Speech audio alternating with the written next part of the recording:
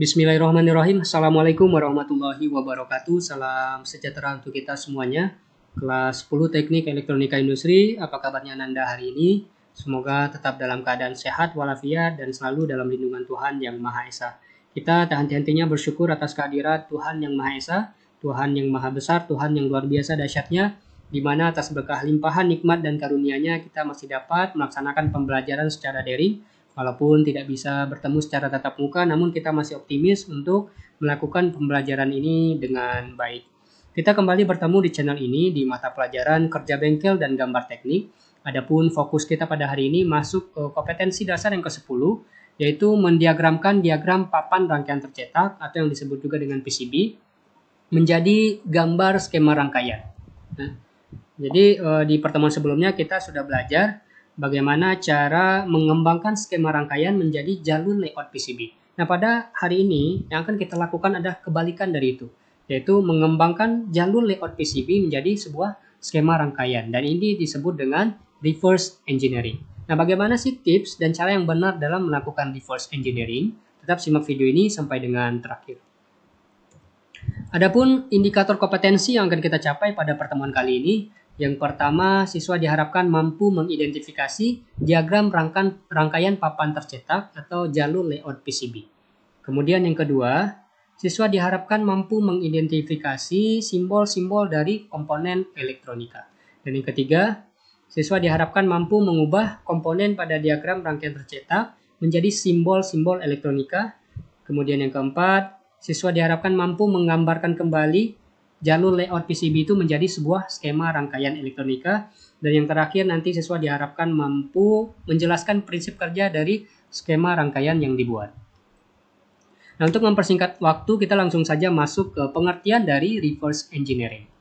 Reverse engineering ini adalah kegiatan mengubah jalur layout PCB atau papan rangkaian tercetak menjadi skema rangkaian elektronika. Nah, di sini kita lihat ini merupakan jalur layout PCB. Kemudian bagaimana sih cara agar kita dapat mengubah jalur layout ini menjadi sebuah skema rangkaian? Nah, ada beberapa poin penting yang perlu kita pertimbangkan dalam mengidentifikasi diagram papan rangkaian tercetak. Yang pertama, yaitu perhatikan input dan output pada jalur layout PCB dan tata letak komponennya. Nah, seperti di sini kita lihat ini merupakan jalur layoutnya, kemudian ini merupakan tata letak komponennya. Dan hal pertama yang harus kita perhatikan adalah yang mana yang merupakan bagian input dan outputnya. Nah, yang merupakan bagian input jelas adalah merupakan ini ya. Ini merupakan bagian inputnya karena merupakan power supply yang menggunakan terminal block. Jadi kita tahu bahwa sebuah rangkaian elektronika tentunya membutuhkan catu daya dalam bekerja. Kemudian bagian yang mana yang merupakan outputnya? Outputnya adalah ini. Ini merupakan speaker atau buzzer. Jadi nanti dari sinyal listrik yang masuk akan dikonversikan menjadi suara. Nah, kita kembali ke jalur layout PCB-nya. Yang mana yang merupakan inputnya? Inputnya adalah yang ini. Oke, titik yang ini. Kemudian yang outputnya adalah merupakan titik ini. Oke. Nah, kemudian yang kedua yang perlu kita perhatikan adalah jenis-jenis komponen yang digunakan. Nah, kita perlu mengetahui karakteristik mulai dari simbol dan cara kerja dari masing-masing komponen. Di mana secara garis besar, komponen elektronika ini terbagi atas dua. Yang pertama merupakan komponen pasif, kemudian yang kedua merupakan komponen aktif. Nah, kita perlu mengetahui cara kerja, kemudian simbol dari masing-masing komponen ini. Gunanya untuk apa? Gunanya adalah ke poin yang ketiga. Agar nanti kita dapat mengidentifikasi komponen yang digunakan dari tata letak ini, agar nanti kita dapat mengembangkannya menjadi skema rangkaian. Nah, seperti contohnya di sini. Jadi dari tata letak ini kita harus mampu membaca komponen apa sih yang digunakan. Nah, di sini ini merupakan komponen dioda dengan jenis 1N4004. Dan ini merupakan komponen kapasitor. Ini merupakan komponen resistor. Ya. Kemudian ini juga kapasitor. Nah, gunanya untuk apa? Agar nanti kita dapat mengembangkannya menjadi skema rangkaian. Kita harus tahu terlebih dahulu simbol dari masing-masing komponen itu. Nah, untuk itu kita juga perlu mengidentifikasi komponen pada jalur layout PCB-nya. Kita mulai dari komponen resistor terlebih dahulu. Resistor ini merupakan komponen elektronika yang digunakan untuk menahan arus yang melewati sebuah rangkaian. Ya. Jadi ada banyak jenis resistor. Yang paling umum digunakan adalah resistor dengan gelang warna, kemudian resistor variabel dan LDR. Nah, di sini kita lihat ini adalah wujud nyata dari sebuah resistor, di mana ada resistor dengan gelang warna. Jadi kita dapat menghitung nilai atau besarnya resistor ini dari gelang warnanya. Kemudian ada resistor variabel yang nilai tahanannya bisa diubah-ubah, bisa diperkecil atau bisa diperbesar. Kemudian ini merupakan LDR. LDR ini merupakan sensor yang dapat mengubah intensitas cahaya menjadi nilai tahanan tertentu. Masih banyak jenis resistor yang lainnya.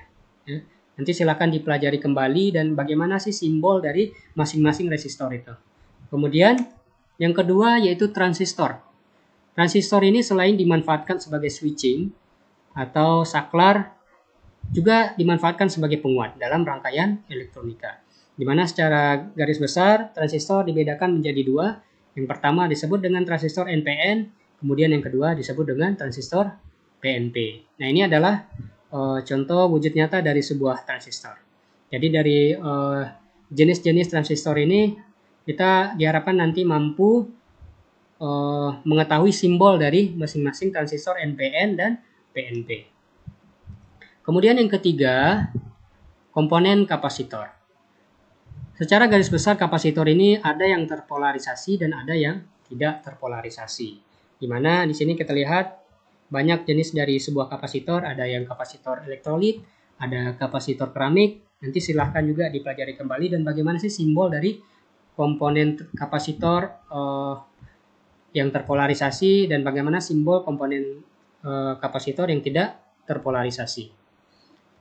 Kemudian yang keempat, komponen dioda.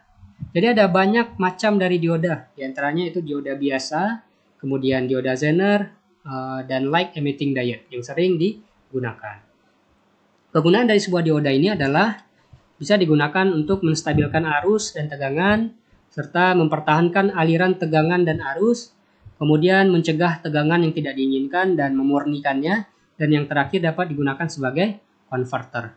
Nah, sebagai konverter biasanya dioda dimanfaatkan sebagai power supply atau catu daya. Nah, di sini kita lihat ada banyak jenis dari dioda. Dan yang paling sering digunakan adalah ini dioda biasa, ya.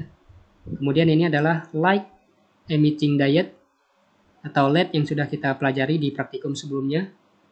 Kemudian ini dioda Zener. Nah, nanti kalian diharapkan mampu mengetahui masing-masing simbol dari dioda ini.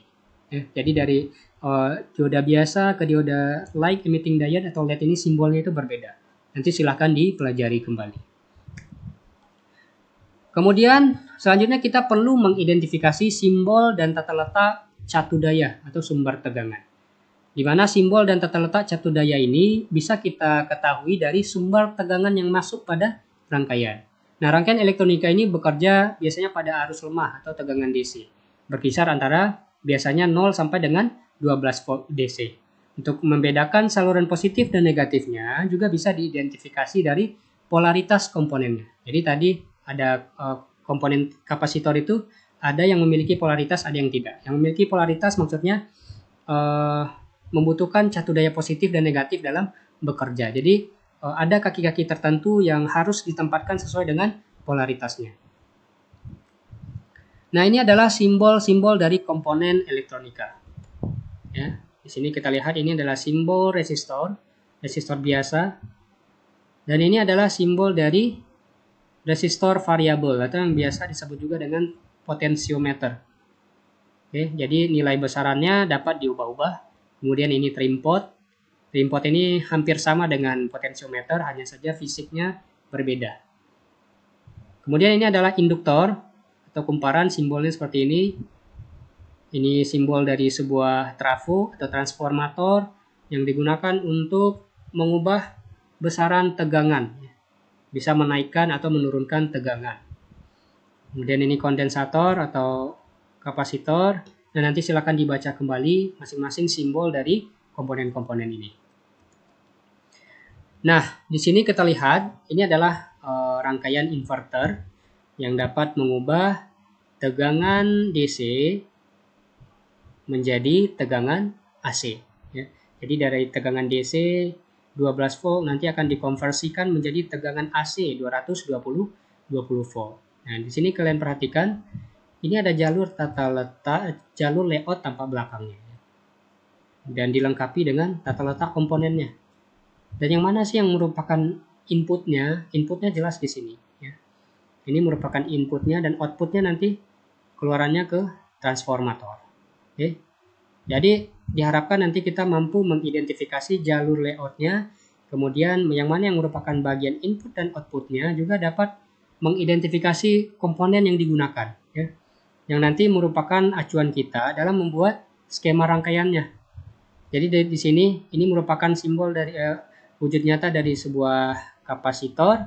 Kita diharapkan mampu mengetahui simbolnya. Bagaimana sih simbol dari kapasitor? Agar nanti kita dapat membuat ini skema rangkaiannya. Ya. Jadi tadi inputnya berupa tegangan DC bisa diambil dari baterai 12 volt dan masuk ke konfigurasi komponen yang sesuai dengan tata letak tadi. Baru nanti keluar ke bagian transformator. Dan outputnya nanti dikonversikan menjadi tegangan AC yang mampu menghidupkan lampu. Oke, inilah sedikit pembahasan kita tentang reverse engineering. Bagaimana cara mengubah sebuah jalur layout PCB menjadi skema rangkaian. Semoga bisa dipahami. Jika masih ada yang kurang dan belum dimengerti, silakan langsung ditulis di kolom komentar.